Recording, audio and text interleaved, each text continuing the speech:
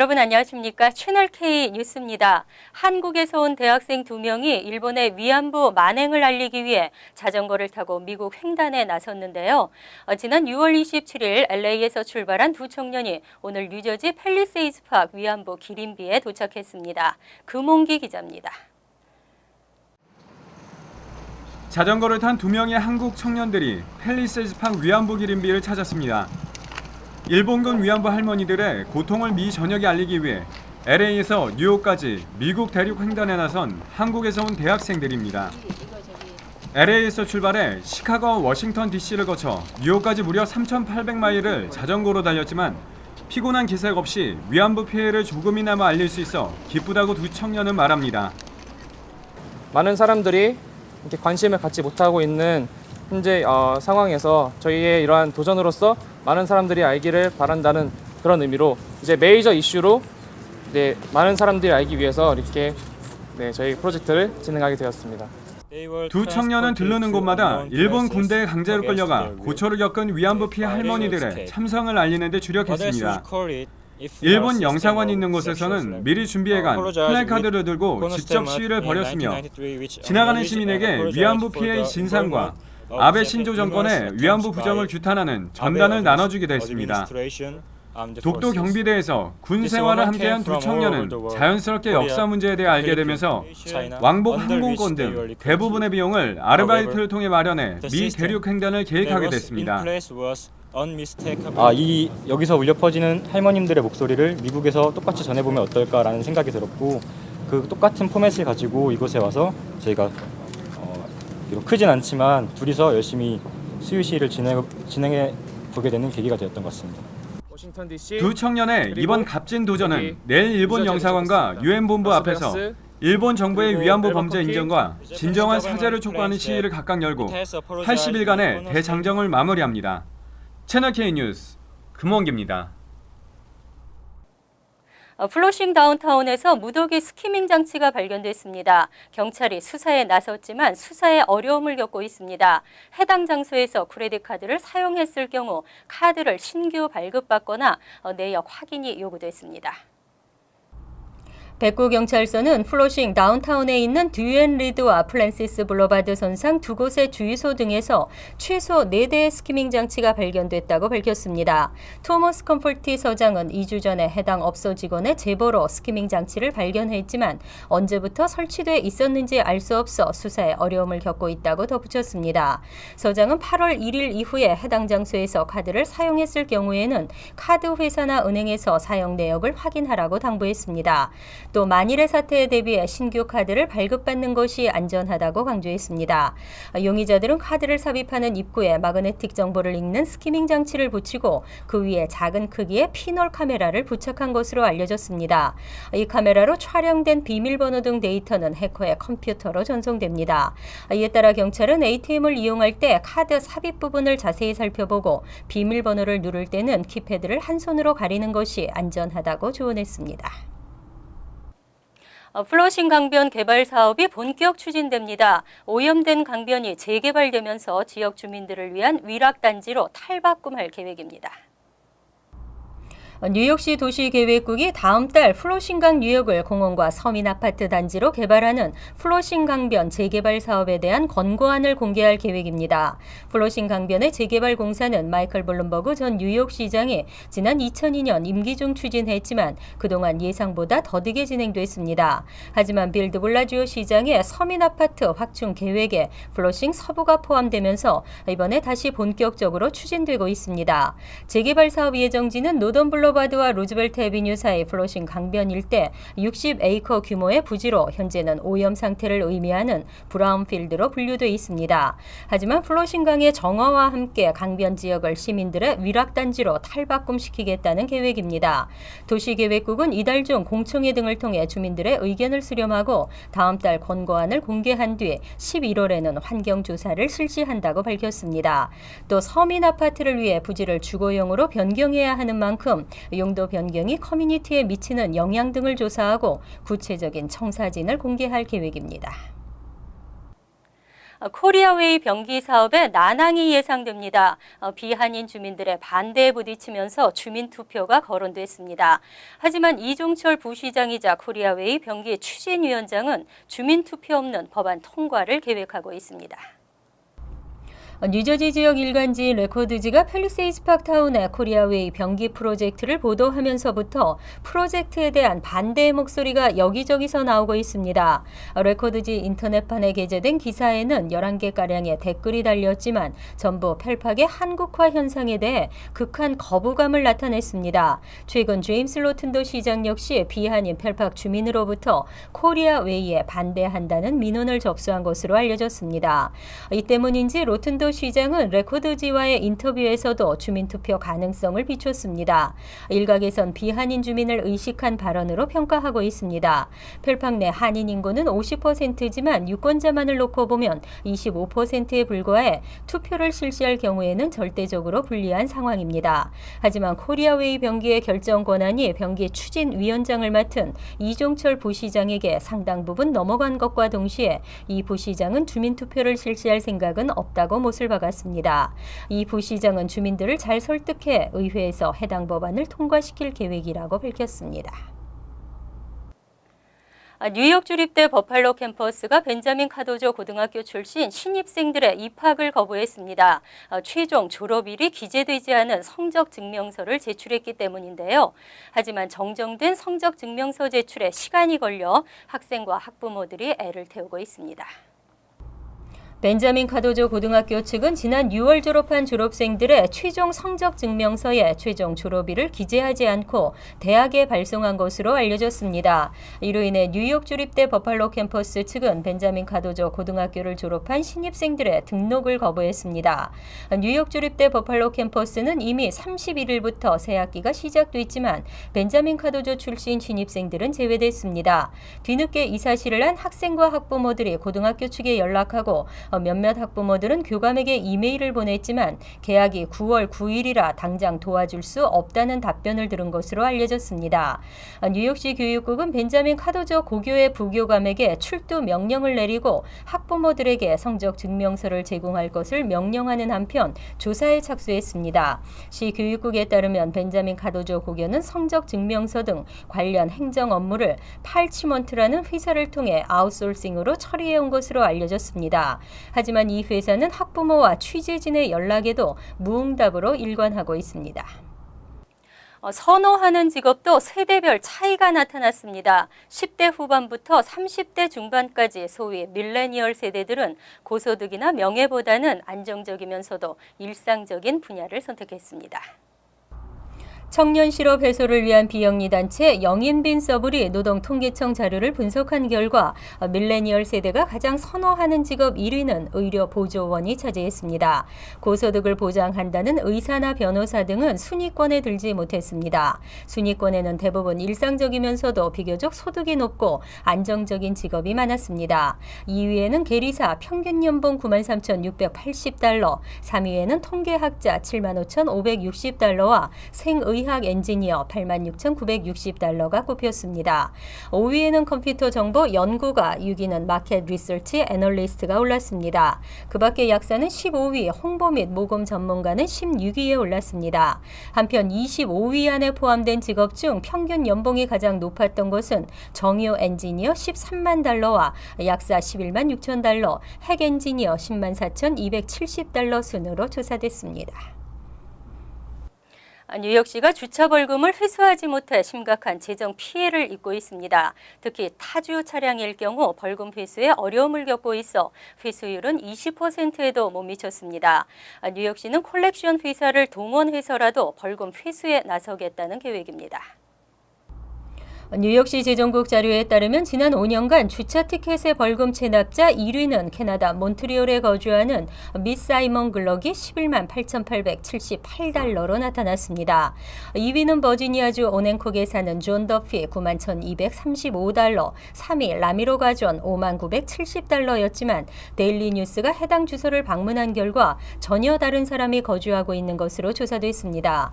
2015 회계년도에 뉴욕시가 타주 차량에 발부한 티켓 총 총액은 1억 8,200만 달러로 지난 5년간 최고를 기록했습니다. 하지만 회수한 금액은 이 가운데 20%도 못 미쳤습니다. 재정국 대변인은 뉴욕주에 등록된 차량들은 티켓을 받고 벌금을 내지 않을 경우 법적으로 처벌이 가능하지만 타주 차량의 경우 처벌이 불가하다는 입장을 밝혔습니다. 또 이름과 주소가 일치하지 않기 때문에 티켓을 발부해도 벌금 회수가 되지 않는 실정이라고 덧붙였습니다. 이에 따라 재정국은 타겟책으로 타주 부채 전문 콜렉션 회사와 계약을 추진하기 위해 검토 중인 것으로 알려졌습니다. 전방을 향한 어린이 카시트는 아이의 몸이 앞으로 쏠리면서 목과 척추에 무리가 갈 수 있다고 합니다. 이달부터 뉴저지에서는 2세 미만 아동의 카시트를 뒤를 보도록 설치해야 합니다. 뉴저지 주정부는 오늘부터 1세 미만의 아동에게만 적용해왔던 카시트 거꾸로 설치 규정을 2세 미만 혹은 몸무게 30파운드 미만 아동에게 확대 적용합니다. 이에 따라 몸무게가 30파운드가 되지 않거나 두 돌이 지나지 않았다면 전면이 아닌 후면을 바라보는 방식으로 차량에 탑승해야 합니다. 교통연구기관인 BMJ 인저리 프리벤션은 앞을 보고 앉은 아동은 뒤를 보고 앉은 아동보다 심각한 부상을 입을 확률이 1세 미만의 경우 1.79배, 1에서 2세 아동은 5.32배 높다고 밝혔습니다. 이와 함께 4세 이상의 아동에게 허용됐던 부스터셋 역시 몸무게가 40파운드를 넘겨야만 사용이 가능하도록 변경됐습니다. 또 부스터셋을 사용하지 않아도 되는 나이는 기존과 마찬가지로 8세지만 몸무게 80파운드를 넘겨야 가능했던 기존 규정은 키 57인치를 넘겨야 한다는 조건으로 바뀌었습니다. 벌금 역시 대폭 인상되면서 기존 10에서 25달러이던 벌금은 50에서 75달러로 오르고 역시 오늘부터 적용됐습니다. 전 세계 기아 문제가 심각함에도 불구하고 매년 버려지는 음식은 4천억 달러에 달합니다. 미국 내에서 버려지는 음식물 쓰레기가 식품 공급량의 3분의 1에 달하는 것으로 나타났습니다. 월스트리트저널은 지난 30일 연방 농무부 자료를 인용해 2010년 한 해 동안 미국 내 소매업소와 소비자가 버린 음식물 쓰레기가 1,330억 파운드로 추산된다고 보도했습니다. 미국인 1인당 429파운드의 음식물을 버린 셈이지만 여기에는 뼈나 껍질 등 먹을 수 없는 음식물 쓰레기는 포함되지 않았습니다. 돈으로 환산하면 1,616억 달러에 달했습니다. 소매업소에서 버리는 음식물 쓰레기는 전체의 32%, 소비자가 버리는 음식물 쓰레기는 68%를 차지했습니다. 하지만 미국인들이 이런 문제를 스스로 인식하지 못하는 것이 문제로 지적됐습니다. 존스 홉킨스 대학이 실시한 설문조사에서 응답자 절반 이상은 음식물의 10%를 버린다고 대답했습니다. 최소 30%를 버린다고 한 응답자는 10%에 그쳤고 75%는 자신이 미국인이 버리는 음식물보다 적게 버린다고 대답했습니다. 국립보건원과 환경보호청은 식량을 재배하기 위해 엄청난 에너지와 물 등이 들어가지만 결국 쓰레기가 되고 있다며 음식물 쓰레기로 인한 고형 폐기물이 연간 3천만 톤에 달한다고 지적했습니다. 이어서 LA 지역 한인사회 소식입니다. 최근 3D 가상현실 VR이 신사업으로 떠오르고 있습니다. LA에서는 VR 콘텐츠의 최신 흐름을 한눈에 볼 수 있는 엑스포가 개최됐습니다. 여준호 기자가 다녀왔습니다. 한 남성이 움직임을 인식하는 카메라에 둘러싸여 모형총을 들고 전투를 벌이고 있습니다. 다른 곳에선 케이블에 매달린 남성이 바람을 맞으며 스카이다이빙 체험을 합니다. 직접 경험하기 힘든 환경을 실제와 같이 체험하는 가상현실 세계 VR 엑스포가 LA 컨벤션 센터에서 개최됐습니다. 최근 VR에 대한 전 세계의 관심을 반영하듯 수천 명의 인파가 몰린 이번 엑스포엔 60여 곳의 VR 개발업체들이 참가해 저마다 최첨단 기술들을 선보였습니다. We take that data, we transpose it into a virtual environment live, and then we render it so that you have a full immersive 3D experience, and then it's a social experience as well. 지난 1990년대 초부터 개발되기 시작한 가상현실 기술은 웨어러블 기기의 등장과 함께 활용도가 높아지면서 관련 시장도 점차 확대되고 있습니다. 특히 이번 엑스포엔 주류 시장 진출을 모색하는 한인 기업들도 눈에 띄었습니다. 이 기술을 사용하고 싶으시다고 한 2군데 정도 연락을 받았어요. 근데 오늘 이 자리에서 또 다른 분들이 많이 관심을 보이시더라고요. 그래서 저도 기대를 많이 하고 있습니다. 대기업들이 주도하고 있는 모바일이나 온라인 게임 시장에 비해 아직까지 대중들에게 생소한 VR은 중소기업들이 새로운 시장을 선점할 수 있는 가능성을 열어주고 있습니다. 실험적인 상태죠. 그러나 전반적인 큰 그림으로 봤을 때는 이런 VR 쪽으로 이제 가지 않을까 그렇게 보고 있어요. 전문가들은 게임을 비롯한 실생활까지 VR의 활용 영역이 점차 확대됨에 따라 향후 시장은 큰 성장세를 맞이할 것으로 전망하고 있습니다. 기술의 진화를 거듭해온 VR은 다양한 산업적인 응용 분야가 창출되면서 차세대 신산업으로 급부상하고 있습니다. MBC 뉴스 여준호입니다. 최근 LA 인근 해안가에서 상어 출몰이 빈번해지고 있습니다. 엘니뇨로 해수 온도가 올라가면서 상어들의 움직임도 더 활발해졌다는 게 전문가들의 설명입니다. 김정균 기자의 보도입니다. 상어의 날카로운 등 지느러미가 손에 닿을 만큼 가까이 카약 주변을 맴돕니다. Try to touch his dorsal. He might jump. I know. 미국 샌디에고의 라호야 비치. 근처에 있던 휴양객들은 모두 대피했고 해변은 폐쇄됐습니다. 같은 날 캘리포니아 중부에 위치한 모로베이에서는 백상어가 파도 타기 하던 여성의 서프보드를 물어뜯었습니다.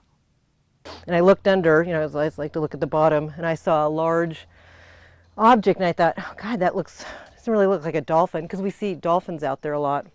서부 해안에서의 상어 출몰은 지난 15년 동안 총 85회 발생했습니다. 모두 5명이 상어의 공격으로 사망했습니다. 올해는 2주 전 뉴포트 비치에서 상어가 나타난 데 이어 벌써 2번째 상어 출몰입니다. 전문가들은 기후변화로 엘니뇨가 생겼고 해수 온도가 올라가면서 상어들의 움직임도 커져 앞으로 상어들의 출현도 늘어날 것이라고 전망했습니다. 한편 해안구조대는 드론으로 상어 출현을 미리 감시하거나 구조용 구명 부표를 사용해 상어를 쫓는 등 상어 공격에 최대한 대비한다는 방침입니다. MBC 뉴스 김정균입니다. 월드리포트입니다. 안전한 먹거리에 대한 관심이 높아지고 있습니다. 신선한 달걀을 먹기 위해서는 어떤 방법이 있을까요? 뒷마당의 닭장에서 암탉이 방금 낳은 따끈한 달걀을 꺼냅니다. 매일 아침 수거한 달걀은 그날 바로 식탁에 오릅니다. 로즈 씨는 가족들에게 신선한 달걀을 먹이기 위해 암탉을 대여해 기르고 있습니다. Well, my husband thinks I'm losing my mind. He's always really liked chickens, but he never thought we would get chickens. 암탉 2마리와 닭장 등을 4개월 동안 빌리는 데 드는 비용은 우리 돈 48만 원. 달걀 하나에 2,000원꼴로 마트에서 파는 유기농 달걀보다 3배나 비싼데도 대여 문의가 빗발치고 있습니다. Usually we make more than one delivery in a day. The majority of our customers are very interested in knowing where their food comes from. 한 업체는 암탉 대여 사업을 시작한 지 불과 2년 만에 전국 12개 지역에 협력업체가 생겨났고 대여 건수는 5배나 증가했습니다. It's going really well. We hope we plan to rent 20 to 30 coops per month. If a good business can solve a problem, it's going to be successful. 닭 대여 서비스의 인기 배경엔 항생제로 오염된 달걀과 올해 발생한 조류 독감에 대한 불안이 깔려 있습니다. 아이들에게 교육상 좋은 체험이 된다는 이유로 닭을 빌리는 가정도 많습니다. That I would take care of them and never eat chicken again. 달걀을 낳는 속도가 느려지는 11월 이후에는 닭을 반환했다가 봄이 되면 다시 빌려오면 됩니다. 키우다 정이 들면 빌려온 닭들을 입양할 수도 있습니다. I've decided I'm already going to buy them. You're going to adopt these I'm going to adopt these chickens, definitely. 암탉 대여 사업은 소비자에겐 신선한 달걀을, 농장들에겐 황금알을 낳아주고 있습니다. 간추린 소식입니다. 이민서비스국 전자이민 시스템의 수수료 온라인 납부 절차가 대폭 간소화됐습니다. 온라인으로 수수료를 납부할 때 이민서비스국에 제공해야 하는 정보가 종전보다 줄어들었고 본인이 아닌 누구나 이민국 수수료를 납부할 수 있게 됐습니다. 이민서비스국은 가족이나 친구, 고용주나 변호사 등이 외국인 등록번호와 국무부 케이스 아이디만 알면 본인을 대신해 수수료를 납부할 수 있다고 밝혔습니다. 뉴저지 주내 업소들에서 카드 결제 시 소비자의 신분증 정보를 기록하는 행위가 전면 금지될 전망입니다. 뉴저지주 하원에서 최근 이와 같은 법안이 통과됐고 상원 표결을 앞두고 있습니다. 법안은 소비자가 카드로 결제할 때 업소 측이 본인 확인을 하는 과정에서 운전면허증 등 개인정보를 기록하거나 복사하는 행위를 전면 금지했습니다. 첫 위반 시에는 $2,500의 벌금이 부과됩니다. 텍사스주의 분리 독립을 추진하는 텍사스 내셔널리스트 무브먼트 그룹이 내년 3월 예비선거 주민투표에 텍사스주 분리 독립안을 올리기 위해 서명 작업에 착수했습니다. 그룹은 지난 주말 주내 31개 도시에서 서명 캠페인을 벌이고 주민 7만 5천 명의 서명을 받았습니다. 그룹 측은 해가 갈수록 텍사스 주민들과 워싱턴 정부 사이에 큰 간극이 생기고 있다고 밝혔습니다. 뉴욕시 청소년 커뮤니티 개발국은 지난달 중순 끝난 뉴욕시의 썸모자 프로그램에 청소년 5만 4천여 명이 참가했다고 밝혔습니다. 프로그램이 시행된 지난 50년간 최다 수치입니다. 썸모자 프로그램은 사기업이나 비영리단체, 시기관에서 임금을 받으며 일할 수 있도록 청소년들을 연결해주고 있습니다. 올해는 시정부가 $1,200만 달러를 지원하면서 지원자가 늘어난 것으로 분석되고 있습니다. 환율과 증권 소식입니다.